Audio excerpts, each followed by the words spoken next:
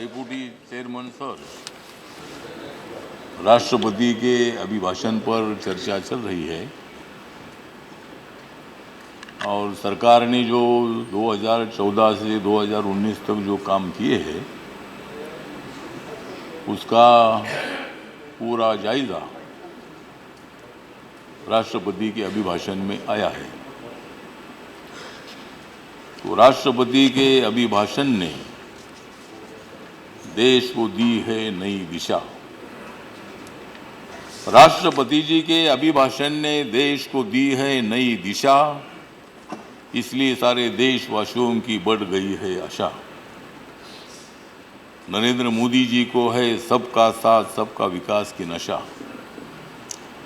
नरेंद्र मोदी जी को है सबका साथ सबका विकास की नशा और मेरी है जय भीम जय भारत की भाषा। बाबा साहब अम्बेडकर जी ने दिया है मजबूत संविधान। बाबा साहब अम्बेडकर जी ने देश को दे दिया है मजबूत संविधान, इसलिए बढ़ रही है भारत की शान। नरेंद्र मोदी जी के तरफ है सारे दुनिया का ध्यान। नरेंद्र मोदी जी के तरफ है सारे दुनिया का ध्यान, इसलिए मैं हूं मोदी जी का फैन। तो राष्ट्रपति का जो अभिभाषण है ये देश को विकास की दिशा से आगे ले जाने वाला उनका भाषण है।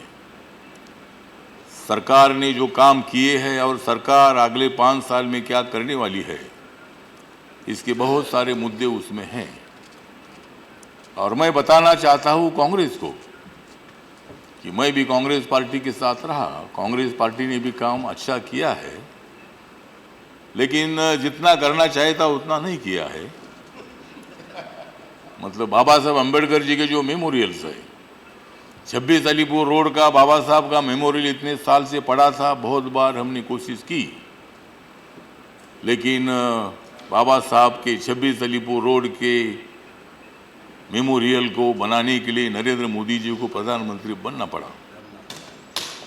जो मतलब डॉक्टर बाबा साहब अम्बेडकर फाउंडेशन का जो डॉक्टर अम्बेडकर इंटरनेशनल सेंटर है, 197 करोड़ का वो सेंटर बन गया 5 सालों में। डिप्टी चेयरमैन सर, मुंबई में कम से कम 20 साल से हमारी मांग थी कि हिंदू मिल जो है वो बंद पड़ चुकी थी और उसकी ज़मीन 12.5 एकड़ थी। तो चैत्य भूमि जो है उसके बाजू में है, वहाँ हर साल कम से कम 20-20 लाख लोग 6 दिसंबर को आते हैं। तो वो ज़मीन बाबा साहब के मेमोरियल को मिलनी चाहिए, ये मांग हमने बहुत बार की, लेकिन ये सरकार ने निर्णय बहुत लेट लिया। जब आनंद शर्मा जी अभी इधर नहीं है, लेकिन जब आप लोगों का जाने का वक्त आया था तब आप लोगों ने आखिर में आनंद शर्मा जी टेक्सटाइल मिनिस्टर थे, उन्होंने वो ज़मीन देने का निर्णय लिया था, लेकिन आपको वक्त मिला, लेकिन उसका काम जल्दी आपने शुरू नहीं किया। वो काम शुरू करने के लिए नरेंद्र मोदी जी को प्रधानमंत्री बनना पड़ा और नरेंद्र मोदी जी प्रधानमंत्री बनने के बाद उन्होंने उसका भूमि पूजन किया।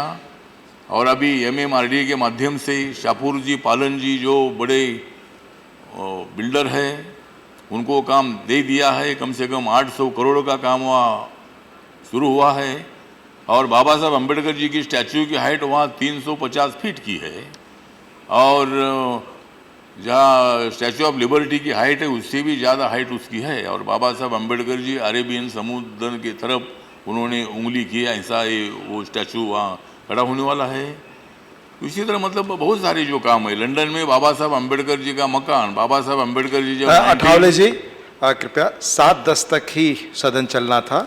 आपको 6 मिनट बोलने का वक्त था, 4 मिनट बोल चुके। अगर सदन की अनुमति है तो 2 मिनट में कंक्लूड करके एक वक्त था।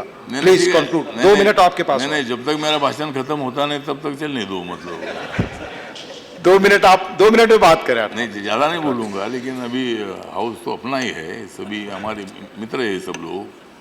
तो इसलिए मुझे लगता है कि वो जो काम है लंदन में, बाबा Saheb Ambedkar ji London school of economics में पढ़ते थे। 1921-22 में वो वहाँ गए थे।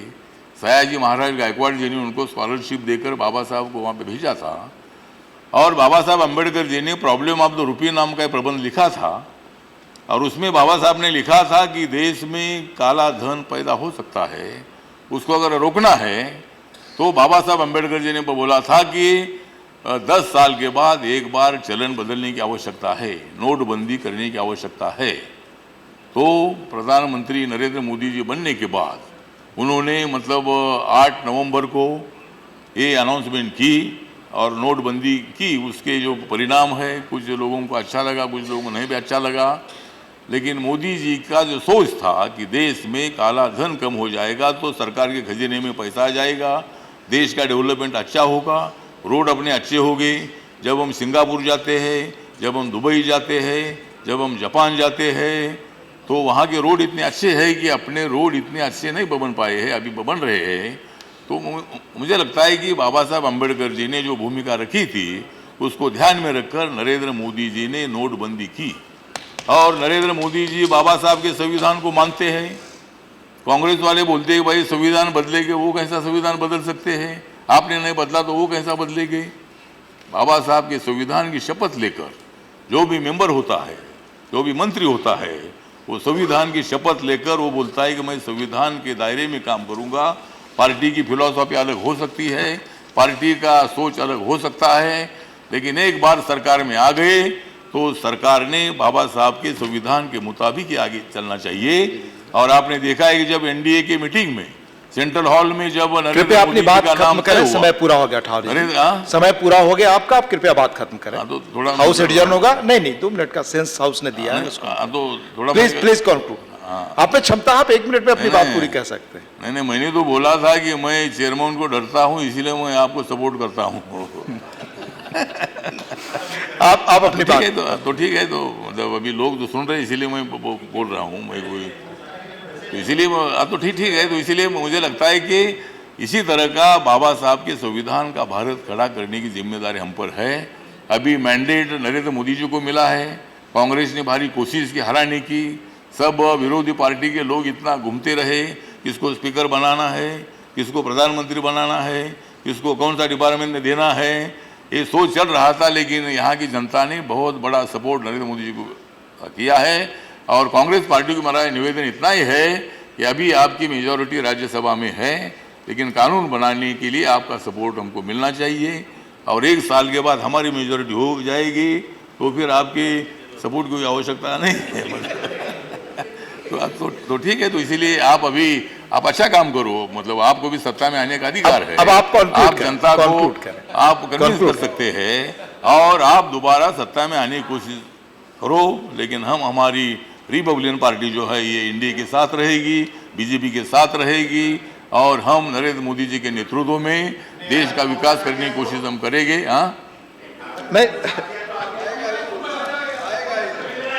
कृपया आपस में बात न करें, कृपया। नहीं, आप खत्म करें। मैं इधर आऊंगा मतलब जब जब अठावले जी चेयर को देकर संबोधित कर रहे हैं। आप अनुभवी आदमी है, चेयर को संबोधित। नहीं, मैं उधर से मैं इधर आया हूँ तो अभी उधर काय के लिए जाऊँ मैं।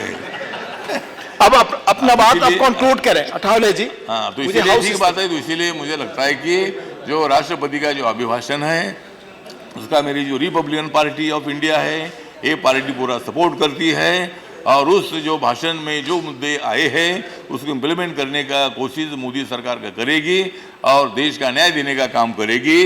विरोधी पार्टियों का आदर करेगी, कांग्रेस पार्टी का आदर करेगी और कांग्रेस पार्टी ने उधर ही हमेशा रहना चाहिए, ये भी मतलब हम विचार करते रहेंगे।